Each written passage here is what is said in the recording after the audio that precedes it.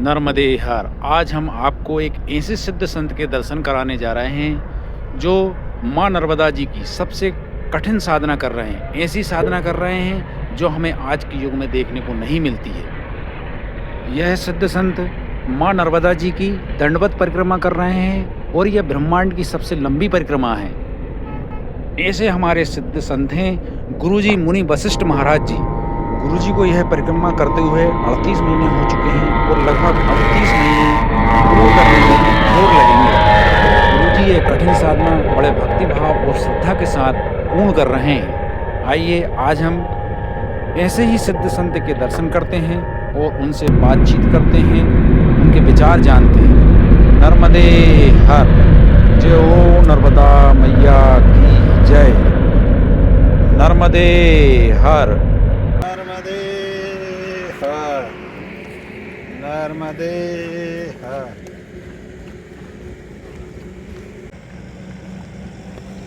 इस युग में ये अद्भुत तपस्या है। ऐसी तपस्या हमें देखने को नहीं मिलती है। गुरुजी हर दंडवत पर माँ नर्मदा जी का जाप करते हैं, माँ नर्मदा जी का नाम लेते हैं और हर दंडवत पर गुरुजी अपना माथा जमीन से टिकाते हैं और नर्मदे हर बोलते रहते हैं। गुरुजी माँ नर्मदा जी की दंडवत परिक्रमा कर रहे हैं। ये बहुत ही कठिन साधना है। आज के युग में, कलयुग में इतनी कठिन साधना वाले हमने भक्त नहीं देखे हैं। गुरुजी 65 साल के हो चुके हैं और इस आयु में ऐसी दंडवत लगाना एक अद्भुती है, एक अद्भुती रहस्य है, एक आश्चर्यजनक है। ऐसी दंडवत करना, ऐसी दंडवत करते हुए हमने आज तक किसी भी ऐसे संत को नहीं देखा जो ऐसी दंडवत करते थे। बहुत ही आश्चर्यजनक है।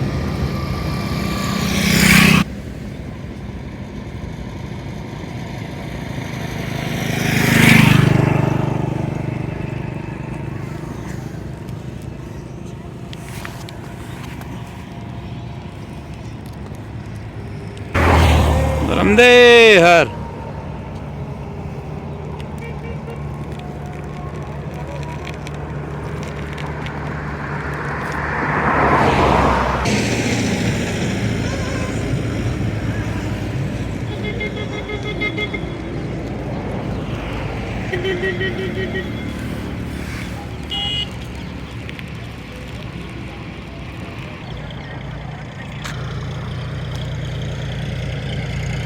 गुरुजी दंडवत परिक्रमा के साथ साथ जो है पैदल परिक्रमा भी कर रहे हैं।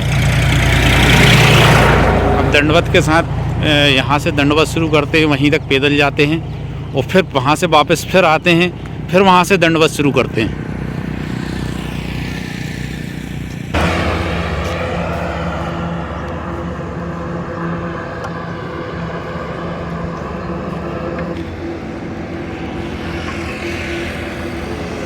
नर्मदे हर।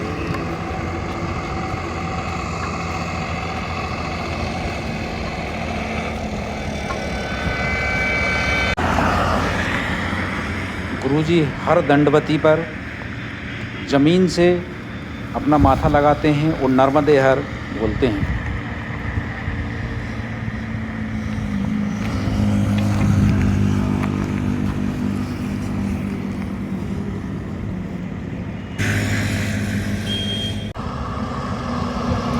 यह दुनिया की सबसे कठिनतम परिक्रमा है। ब्रह्मांड की सबसे बड़ी परिक्रमा मानी जाती है माँ नर्मदा जी की परिक्रमा।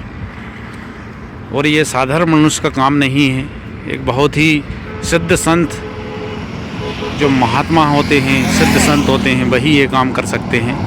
साधारण मनुष्य तो ये काम नहीं कर सकता है, क्योंकि माँ नर्मदा जी की दंडवत परिक्रमा करना इतना आसान काम नहीं है। एक बहुत बड़ी तपस्या है और इस तपस्या को करना हर किसी के बस की बात नहीं है।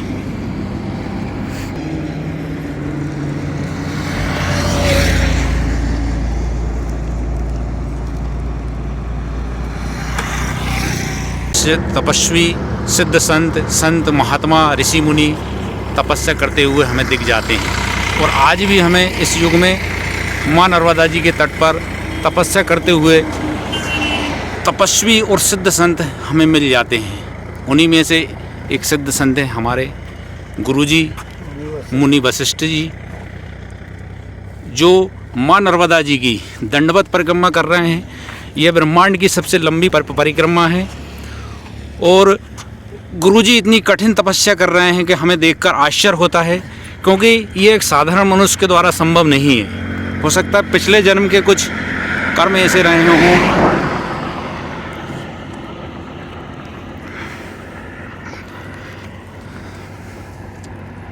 ये देखिए श्रद्धा भक्ति। गुरुजी के पास एक चौक रहती है, उससे निशान लगाते रहते हैं।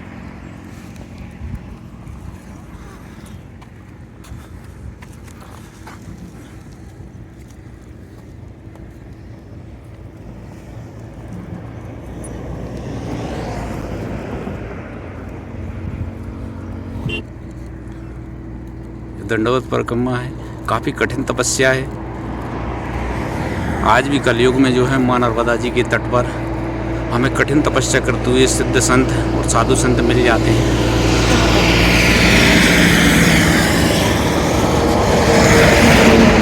अद्भुत ही है।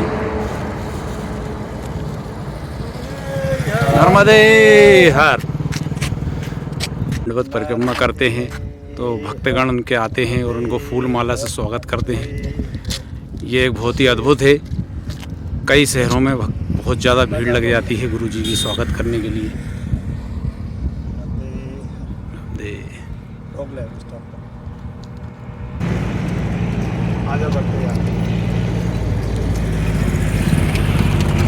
गुरुजी का स्वागत कर रहे हैं। गुरुजी दंडवत परिक्रमा करते हैं तो भक्तगण जो भी रास्ते से निकलते हैं वे गुरुजी को फूल मालाओं से स्वागत करते हैं। माँ नर्मदा जी की दंडवत परिक्रमा गुरुजी कर रहे हैं। 65 साल की आयु हो चुकी है गुरुजी की और 38 महीने गुरुजी को परिक्रमा करते करते हो गए हैं और लगभग 38 महीने और लगेंगे।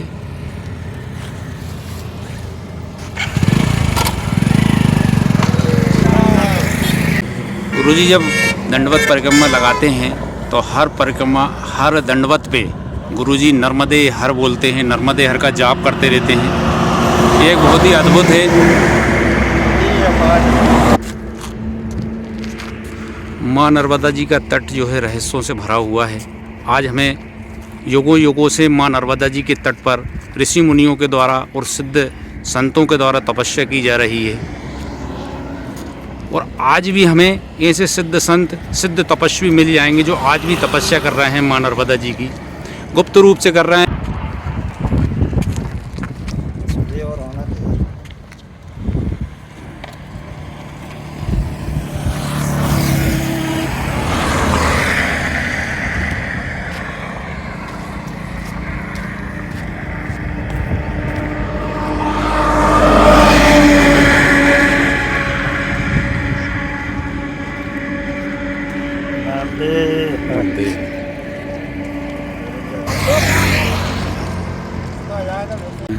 और अभी जो गुरुजी दंडवत कर रहे हैं उसमें एक गुरुजी से आगे चल रहे हैं और एक गुरुजी से पीछे चल रहे हैं। लेकिन गुरुजी की जो दंडवत परिक्रमा है ये एक अलग ही है, ये एक अद्भुत है, क्योंकि गुरुजी कुछ भी नीचे नहीं बिछाते हैं, चाहे नीचे कंकड़ हों, पत्थर हों, गड्ढे हों। गुरुजी की अनवरत लगातार गुरुजी की माँ नर्मदा जी के प्रति भक्ति भाव और श्रद्धा जागृत है, चल रही है माँ नर्मदा जी के प्रति। नर्मदे हर। बेटा गुरुजी, एक मन में विचार आता है, एक मन में प्रश्न उठता है गुरुजी कि आपका माँ नर्मदा के प्रति इतनी भक्ति और श्रद्धा का भाव कैसे जागृत हुआ? आप इतनी दंडवत कठोर तपस्या कर रहे हैं, दंडवत परिक्रमा लगा रहे हैं, तो इतना कठोर तपस्या तो तभी कर सकते हैं जब हम ईश्वर के प्रति या माँ नर्मदा जी के प्रति अपने में भक्ति भाव जागृत हो या श्रद्धा जागृत हो। ये कैसे हुआ गुरुजी? तो मुझे क्या है, जब बचपन में था माँ की ही गोद मिली मुझे, क्योंकि मेरी माँ तो खैर मैंने देखा भी नहीं है अपनी माँ को। मेरे को इन्हीं माँ की गोद मिली शुरू से। मतलब वो मेरे फादर थे, वो सर्विस करते थे, उनके सानिध्य में नर्मदा जी के तट पर रहा हूँ मैं काफ़ी। एक तो वो, और दूसरी चीज़ क्या, मेरे पापा जी बहुत सेवा करते थे परिक्रमा वासी, जो भी आता था बुला लेते थे। अब उस समय क्या, मैं छोटा था, 10 एक साल के आसपास का। तो क्या हुआ कि उस समय क्या इतने साधन अवेलेबल नहीं रहते थे। आज से 40 साल 42 साल पहले की बात बता रहा हूँ। तो क्या सब परिक्रमा वासियों को सेवा करने के लिए चाय भी, खाना भी, ये भी तो मुझे ही बनाना पड़ता था। अब बनाते बनाते क्या है, उस समय परिक्रमा वासियों की वेशभूषा भी ऐसी लगती थी जैसे फ़कीर वगैरह हो, मतलब जी जी लगता था ऐसा। तो वो बनाना मुझे ही पड़ता था घर पे, क्योंकि मदर थी नहीं, मेरे फादर थे। तो जब भी मतलब ऐसा कोई भी परिक्रमा वासी आता, अब मैं तो जानता नहीं था कि परिक्रमा वासी क्या होता है। क्या होते हैं। जी जी रहा सवाल ये कि मैं मन ही मन में उनको है ना गाली भी बकता था। जी जी जी जी मतलब बनाना तो पड़ता था फादर के डर से, खिलाना भी पड़ता था। जी जी हाँ, मन ही मन में कभी कभी गाली भी बकता था कि मतलब फादर हर किसी को बुला लेते हैं जी जी खाना बनाने के लिए। कभी क्या चूल्हे पे बनाना पड़ता था तो हाथ भी जलते थे। अब छोटी सी उम्र, मतलब मैंने उस समय बिना भाव से जो सेवा की परिक्रमा वासियों की, तो उसका नतीजा कह लो या कुछ भी कह लो।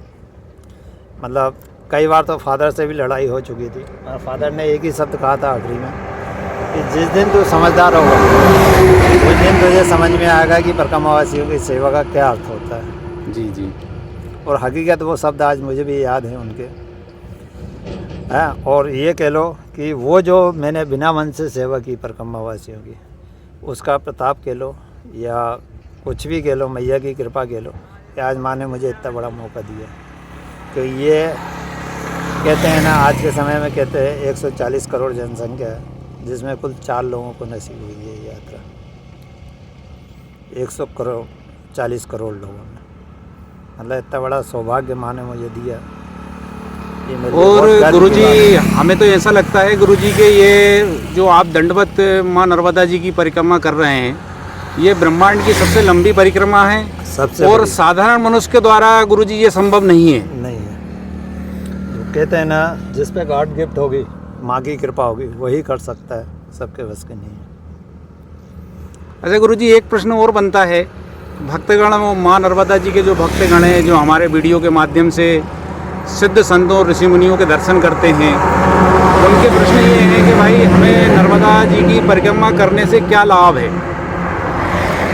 सबसे बड़ा लाभ तो यही है, उसके जो भी काम, क्रोध, मोह, लोभ, मद, ये सब छूट जाते हैं। जिसने एक बार नर्मदा जी का तट पकड़ा, उसके लिए ये सब चीज़ें छोटी हो जाती हैं, जो सच्चे मन से करता है। दूसरा लाभ ये है, मैंने पढ़ा है पुराणों में कि जो नर्मदा जी की परिक्रमा कर लेता है, वो 84 लाख योनियों में नहीं भटकता। या तो मोक्ष मिल जाता है या फिर से मनुष्य तन। नहीं, उसके कर्मों के हिसाब से उसको ना, हमारे ये डेफिनेट है कि उसको मनुष्य योनि ही मिलेगी। 84 लाख जो योनि है, जी जी मतलब जी उनके कहते हैं नर्मदा श्लोक में एक कहावत आती है कि लोक रोब्रम, है ना, मतलब तीनों लोगों के जो रोब्रम है, मतलब पाप हैं, उनसे मुक्ति मिल जाती है। जी जी मतलब अगर मनुष्य को मौका मिले, समय मिले, तो नर्मदा जी की परिक्रमा करना ही चाहिए। यदि मनुष्य योनि में जन्म लिया है और सात्विक हैं, तो आपको एक बार नर्मदा जी की परिक्रमा जरूर करना चाहिए। और गुरुजी, क्योंकि ये तट एक ऐसा है कि ब्रह्मांड के सारे देवताओं ने परिक्रमा की है, तो अपन तो एक बहुत छोटे इंसान हैं जी जी इस लोक में। के दर्शन के साथ साथ हमें संतों, महात्माओं और सिद्ध संतों के भी दर्शन होते हैं। और कुछ संत तो गुरुजी ऐसे हैं जो गुप्त हैं, गुप्त अवस्था में हैं, तपस्या कर रहे हैं। वो तो कहा गया है ना कि कमंडल से कमंडल टकरा के आज भी चलता है नर्मदा जी के दर पे। वो अदृश्य सत्य हैं। तो कई सिद्ध संत नर्मदा खंड में आज भी हैं। अब जैसे मेरे से पहले भी एक जन की पूर्ण हो चुकी है, महाराष्ट्र के आलंदी के, उनके जी, हो जी। चुकी। सेकंड नंबर मेरा है, थर्ड नंबर मेरे से आगे हैं, जी, और जी। 4th नंबर अभी पीछे है। ये 4 लोग कर रहे हैं। अच्छा गुरुजी, एक प्रश्न और बनता है, हम ये देखते हैं कि आज के युग में, कलयुग में, लोगों के पास इतना धन दौलत है, भौतिक सुख सुविधा है, लेकिन फिर भी उनके मन में शांति नहीं है। गुरुजी, इसका क्या कारण है? देखो, ये चीज़ सब क्या है, उनके प्रारब्ध के ऊपर डिपेंड करता है। जी जी यदि आप अपने प्रारब्ध को चेंज करना चाहते हो तो ये चीज़ें ऑटोमेटिक आ जाती हैं। क्योंकि जो कहते हैं ना मोह माया ममता, ये जो सृष्टि की बनाई हुई रचना है, इससे कोई भी अछूता नहीं रहा। जी अछूता वही रहेगा जिस पर उसकी कृपा दृष्टि होगी। भाई वो चीज़ें बनी हैं तो वो भी फॉलो होंगी। जी जी मोह भी होगा, माया भी होगी, ममता भी होगा, लोभ भी होगा, लालच भी होगा, हर चीज़ होती है।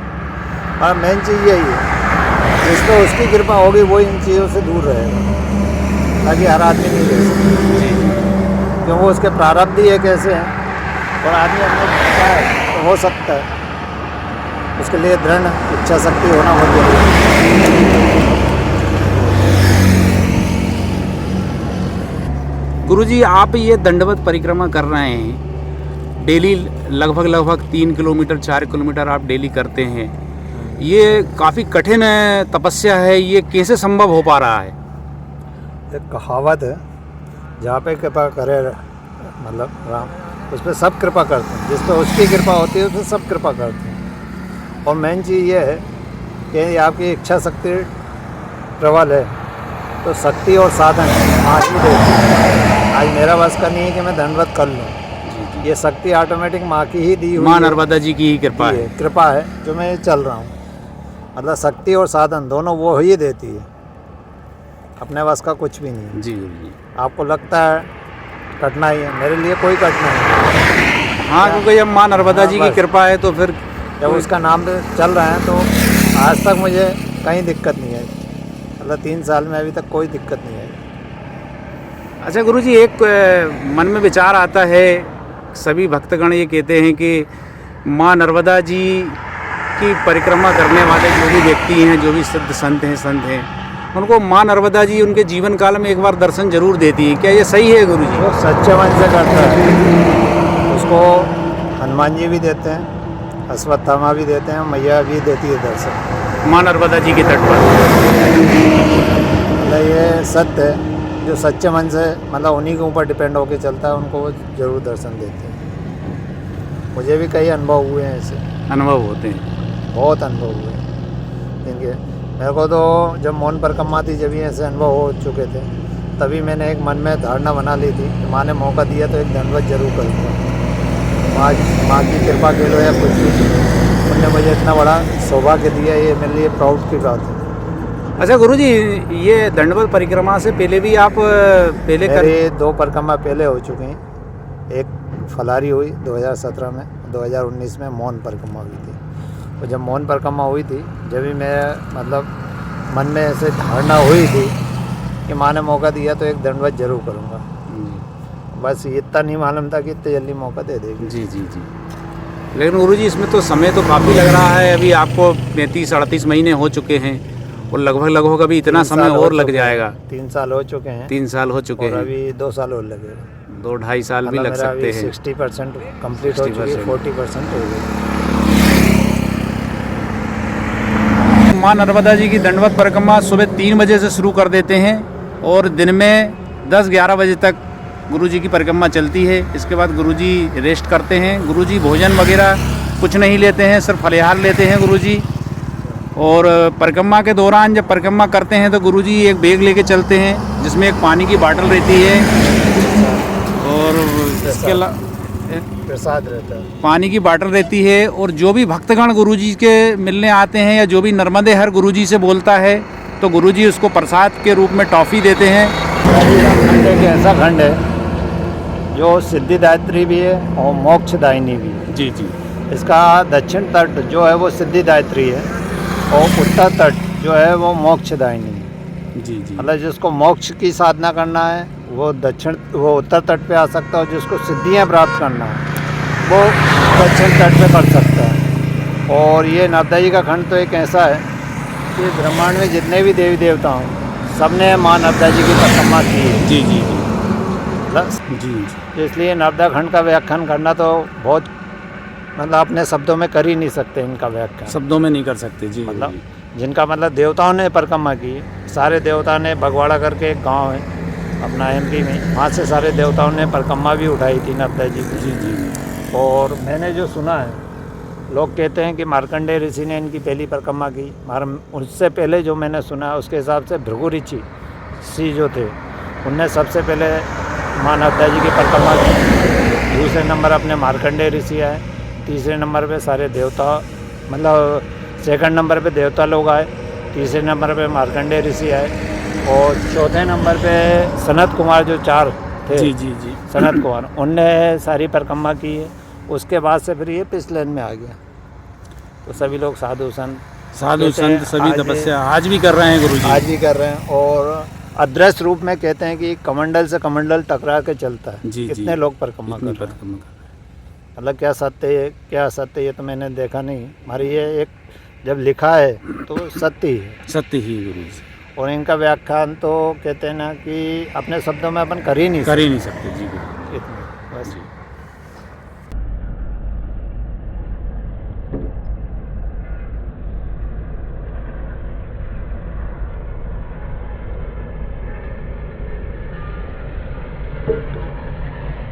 आज हम माँ नर्मदा जी के तट पर और हमारे गुरुजी मिले, गुरुजी के दर्शन हुए हमें।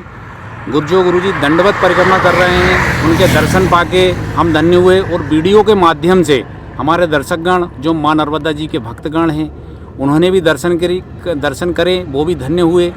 गुरुजी आपको दंडवत प्रणाम। नर्मदे हर नर्मदे हर हर नर्मदे हर।